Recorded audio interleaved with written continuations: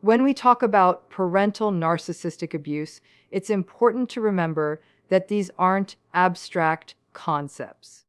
These are lived realities. They are the quiet, devastating, daily experiences of people who grew up in households where love was conditional, validation was weaponized, and self worth was undermined. When we talk about this, we're talking about real people, real lives, and real scars that often remain invisible to the world. One woman I once spoke with described her childhood as living in a house with shifting floors. Every day she woke up not knowing what version of her parent she was going to get.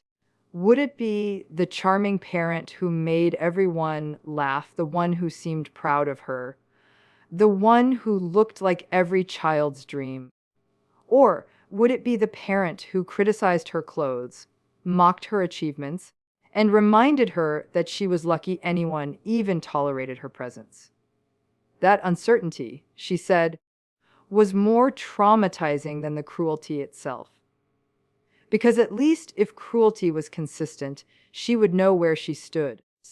But unpredictability kept her hypervigilant. It shaped her nervous system. It made her believe that love always comes with fear. Another story comes from a man in his 40s who only began to untangle the knots of his childhood once he became a parent himself. He remembered how his father never praised him, but instead used every accomplishment as an opportunity to belittle. If he got an A, his father would ask why it wasn't an A plus. If he won a trophy, his father would say the competition must not have been that strong. If he worked hard, his father said it was the least he could do.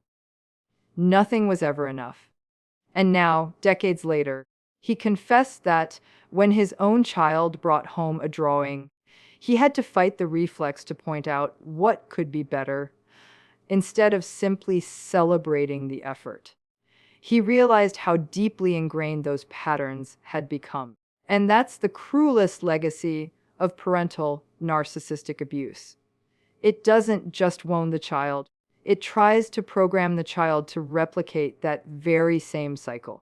There's also the story of a woman who grew up being the golden child.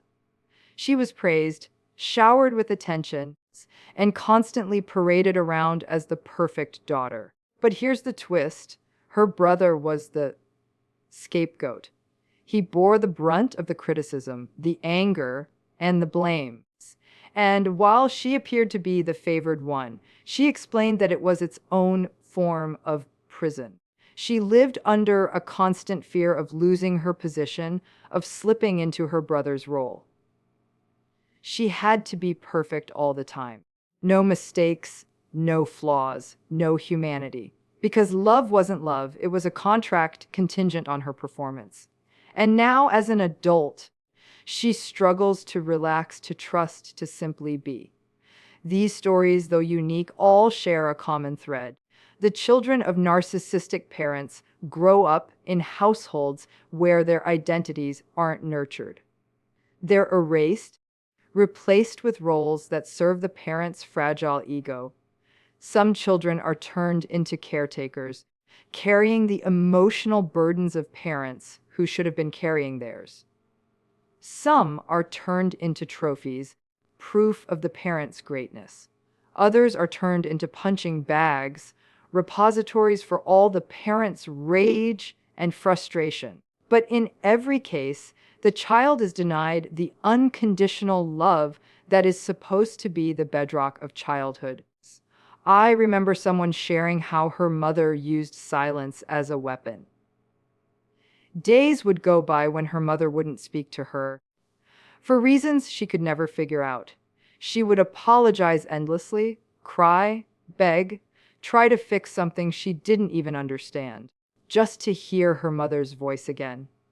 The silent treatment became her mother's way of controlling her.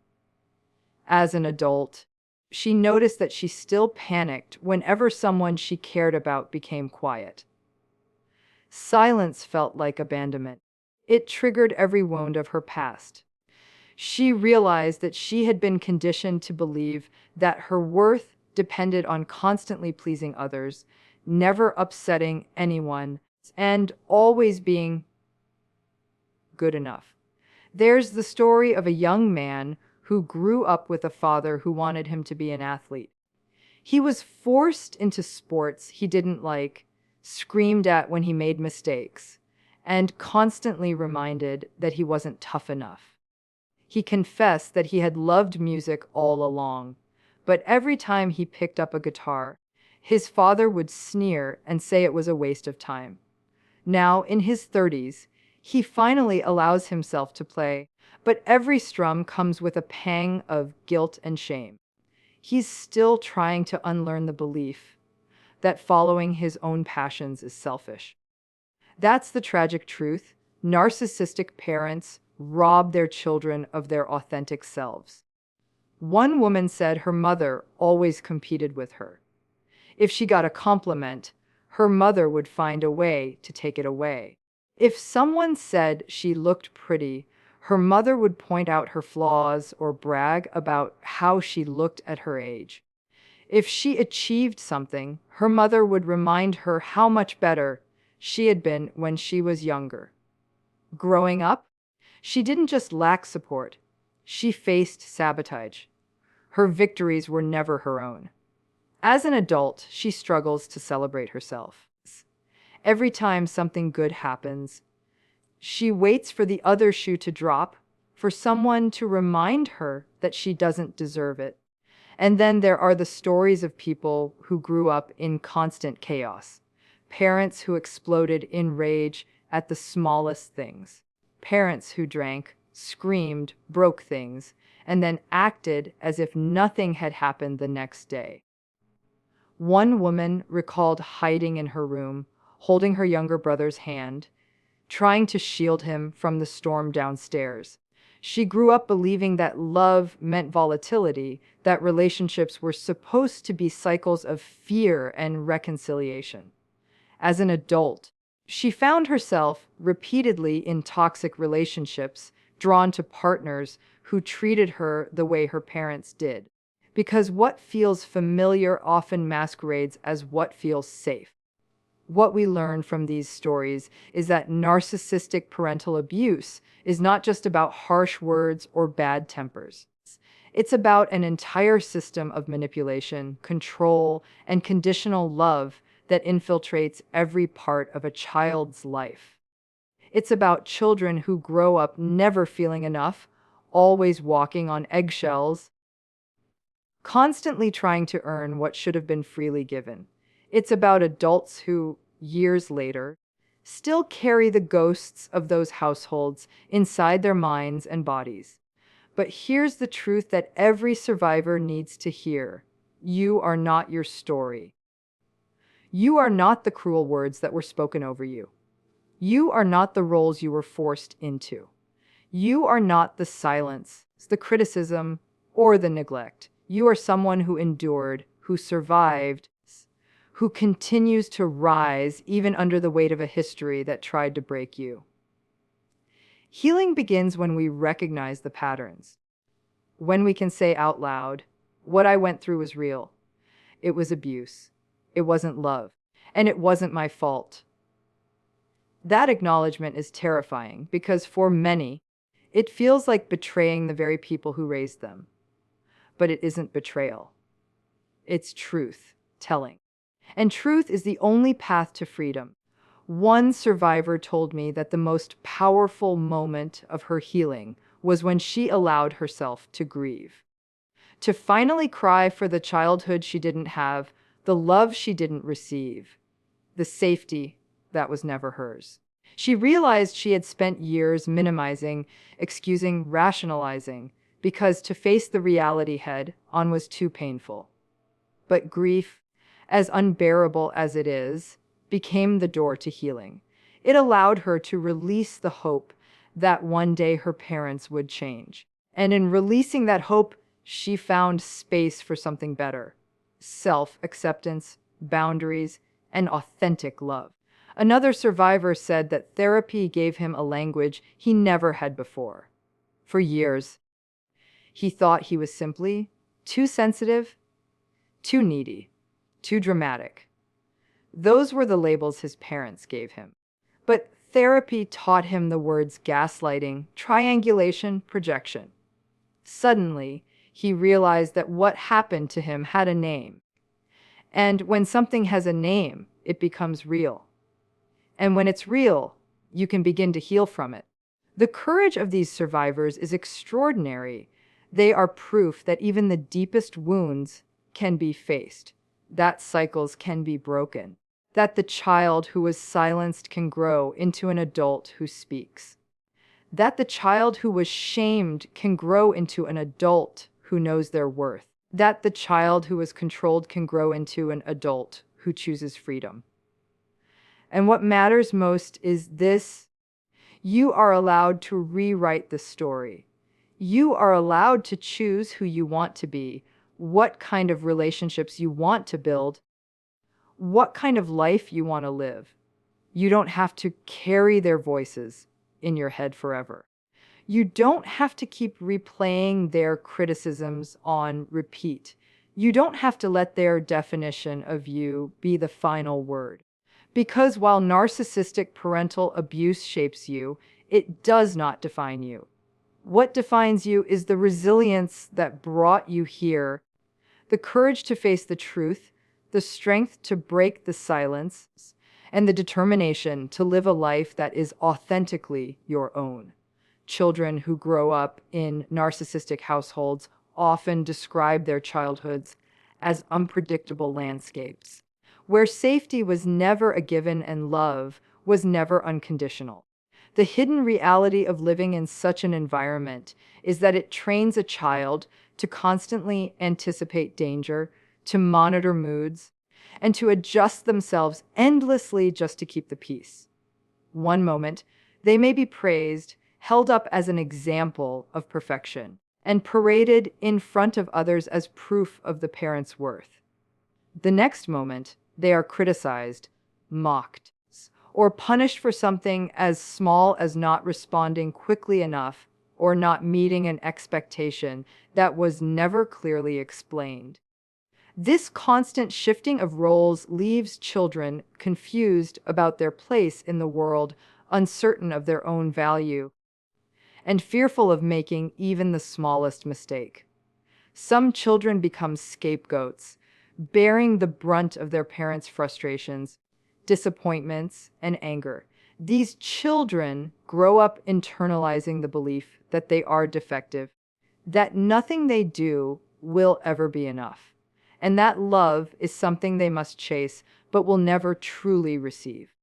Others are forced into the role of golden child, lavished with praise, but only when they meet impossible standards of performance and perfection. For them, love is not a gift, but a contract. They must remain flawless or risk losing the only form of affection they have ever known.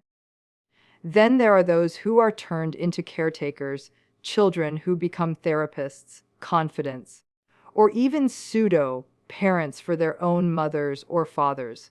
They grow up carrying burdens that were never meant for them, learning to silence their own needs so they can manage the fragile emotions of the adults in their lives. What makes this reality especially painful is that it is largely invisible to the outside world. From the outside, these families can appear polished, successful, and even enviable. Narcissistic parents often work hard to maintain a public image of perfection, using their children as props to reinforce their facade. Teachers, neighbors, and relatives may see the smiling photographs, the trophies on the shelves, or the polite manners and assume everything is fine. Meanwhile, inside the walls of the home, the child is enduring a reality of conditional love, silent treatments, explosive anger, or constant comparisons that strip them of their sense of self. The dissonance between what the world sees and what the child lives creates an added layer of isolation, because the child knows that if they try to speak up, they will likely not be believed. This hidden reality shapes how children see themselves. They learn early that their worth is tied to how well they can please others, how quiet they can stay, or how perfectly they can perform. They internalize the idea that love is always conditional and that safety is always temporary. Over time, this robs them of the chance to develop a stable identity. Instead of exploring who they are, what they want, and what they love, they are trapped in roles designed to serve their parents' fragile ego. This is the unseen cost of parental narcissistic abuse, the loss of a childhood that was meant to be safe, nurturing, and free. The impact of parental narcissistic abuse does not fade when childhood ends. It weaves itself into the fabric of adulthood in ways that survivors often do not immediately recognize. What was once a pattern of criticism, neglect, or control becomes an internalized voice that follows them into their careers, friendships, and romantic relationships. The wounds carried from those early years show up in how they see themselves, how they treat others, and how they allow others to treat them. It is as if the echoes of their parents' words and actions become embedded in their nervous systems, making them feel on edge even when the original danger is no longer present. For many, this impact looks like chronic self-doubt. They may find themselves second, guessing every decision, replaying conversations, and worrying that they have upset someone even when nothing happened. Growing up walking on eggshells taught them that any misstep could trigger criticism or rejection, so as adults, they often remain hypervigilant, scanning for signs of disapproval. This constant state of alert is exhausting, and it prevents them from feeling safe in relationships that should provide comfort. Even in workplaces, they may hesitate to share ideas or advocate for themselves, fearing they will be mocked or dismissed the way they were at home. Others carry the impact through patterns of people pleasing. Because they were conditioned to prioritize their parents' moods and needs above their own, they grow up believing that their role in life is to keep others happy. They say yes when they want to say no. They tolerate behavior that hurts them. They shrink themselves to avoid conflict. And while the world may reward them for being agreeable, kind, or selfless, inside they are often drained, resentful, and disconnected from their own desires. The cost of this pattern is that they lose sight of who they truly are, repeating the very dynamic that robbed them of their identity in childhood. For some, the long-term impact manifests in the relationships they choose. What feels familiar often feels safe, even when it is unhealthy. Survivors may find themselves drawn to partners who are controlling, dismissive, or emotionally unavailable, because those dynamics echo the environment they grew up in. On some level, it feels like home. The cycle continues until they are able to recognize that familiarity is not the same as safety. Others avoid intimacy altogether, believing deep down that closeness will always lead to hurt. Both patterns are responses to the same wound, the absence of secure love in childhood. There is also the quiet but devastating impact on self-worth. Survivors often internalize the belief that no matter how much they achieve, it will never be enough. They carry the voice of the parent who asked why the A wasn't an A+, who compared them to others, who dismissed their accomplishments as insignificant. As adults, they may earn degrees, promotions, or recognition, yet still feel empty. The external validation never fills the void left by parents who withheld genuine, unconditional pride. This hunger for approval can drive them to overwork, overachieve, or constantly seek reassurance, leaving them trapped in a cycle of striving without ever feeling satisfied.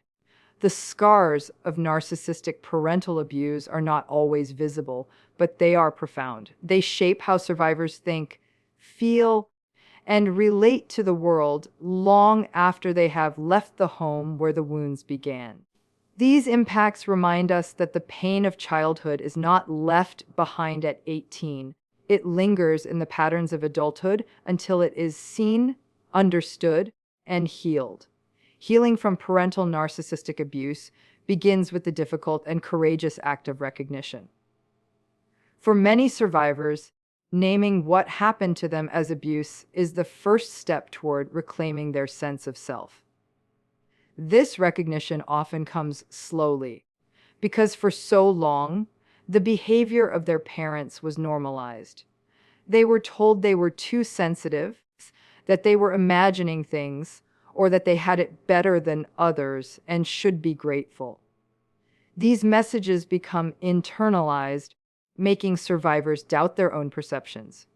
It can take years, sometimes decades, before they finally see the patterns clearly and allow themselves to say, "What I went through was not love, it was abuse." That moment of recognition can feel both devastating and liberating because it forces a confrontation with painful truths while also opening the door to freedom. Once that truth is acknowledged, grief often follows. Grief for the childhood they never had, grief for the love they longed for but never received, grief for the sense of safety and security that was supposed to be theirs but was instead denied. This grief is complicated because it is not only about what was missing, but also about letting go of the hope that one day things might be different. Many survivors hold onto the wish that their parents will change, that they will finally apologize, that they will one day provide the love and validation that was always withheld. Facing the reality that this may never happen is painful, but it is also a turning point. By grieving the loss of that hope, survivors begin to free themselves from the cycle of waiting and disappointment. Therapy and self-reflection often become powerful tools in this process. Having a space where their experiences are validated and given language can be transformative. Words like gaslighting, projection, triangulation, and emotional neglect help survivors make sense of experiences that once felt confusing and isolating. When something has a name, it becomes real, and when it is real, it can be addressed. Therapy also provides survivors with the chance to reconnect with their own needs and emotions, which were often suppressed in childhood. Learning to ask, "What do I want?" or "How do I feel?" may seem simple, but for many, it is a radical act of reclaiming their humanity. Recognition and grief are not easy stages. They often come with guilt, because survivors may feel disloyal for seeing their parents honestly, or shame because they have been conditioned to believe they are to blame for the dysfunction. But working through these feelings allows survivors to separate themselves from the false narratives they were fed. They begin to see that their worth was never dependent on meeting impossible standards or soothing volatile moods. They start to understand that their parents' inability to love unconditionally was not a reflection of their inadequacy, but of the parents' limitations. In the process of recognizing the truth and grieving the loss of what should have been, survivors begin to reclaim their power. They stop minimizing their experiences and start honoring their own pain. They stop excusing the inexcusable and start holding boundaries. It is through this courageous confrontation with reality that healing becomes possible. Reclaiming identity after parental narcissistic abuse is both a challenge and a liberation. Survivors often emerge from childhood with a sense of self that was shaped, silenced, or manipulated to serve the needs of their parents. They may have been cast into roles like the golden child, the scapegoat, or the caretaker, leaving little room to explore who they truly are. The journey of breaking free begins when they realize that they are not obligated to live within the identity their parents assigned them. They have the right to rediscover the parts of themselves that were suppressed, and in doing so, they begin to rebuild a life that is authentically theirs. This process often starts with boundaries. Boundaries are an unfamiliar concept for many survivors because in their childhood homes, boundaries were either non-existent or constantly violated. Learning to say no, to walk away from toxic dynamics, and to protect their own emotional space is not only an act of self-care but an act of reclaiming power. Each boundary becomes a declaration: my needs matter, my voice matters, my well-being matters. While this can feel uncomfortable and even frightening at first, over time it teaches survivors that they are allowed to prioritize themselves without guilt. Part of reclaiming identity also involves separating worth from performance. Many survivors were conditioned to believe that they only deserved love when they excelled, pleased others, or met unrealistic expectations. As adults, they often continue to chase approval through achievements, relationships, or self-sacrifice. Breaking the cycle means unlearning this conditioning and embracing the truth that their value is not conditional. They are worthy simply because they exist, not because of what they produce or how perfectly they meet someone else's standards. This realization can feel revolutionary because it creates space for them to pursue passions, make mistakes, and live without constant fear of losing love. Another piece of reclaiming identity is learning to trust their own voice. Narcissistic parents often silence their children, dismissing their feelings or twisting their words. As a result, survivors grow up doubting their instincts and suppressing their emotions. Healing involves listening inward again, allowing themselves to feel without judgment, and honoring their intuition. When survivors begin to speak their truth, even in small ways, they are reclaiming the voice that was stolen from them. Whether it is saying what they want for dinner, expressing their opinions in a meeting, or finally sharing their story, each act of speaking up becomes a step toward freedom. Breaking the cycle is not only about self-reclamation, but also about ensuring that the abuse does not pass to the next generation. Many survivors are deeply intentional about how they parent, how they love, and how they connect with others. They work to provide the safety and unconditional acceptance they never had, creating a new legacy of compassion and stability. This conscious effort to end the cycle is both courageous and healing because it allows them to transform their pain into purpose. Reclaiming identity after narcissistic abuse is not a single moment, but an ongoing process. It is a journey of rediscovery, of unlearning lies, and of choosing authenticity over survival roles. Survivors may not erase the scars of their past, but they can build a future where they are no longer defined by it. They are free to live with honesty, with dignity, and with the knowledge that they are more than what was done to them. The stories of those who grew up under the shadow of parental narcissistic abuse remind us that what happens in childhood never stays confined to childhood. The patterns of conditional love, the silencing of emotions, the relentless criticism, and the manipulation echo into every corner of adulthood. Yet within these stories, there is also something else, a resilience that cannot be erased. The fact that survivors can name their experiences, grieve what was lost, and begin to heal is a testament to a strength that outlasts even the most toxic environments.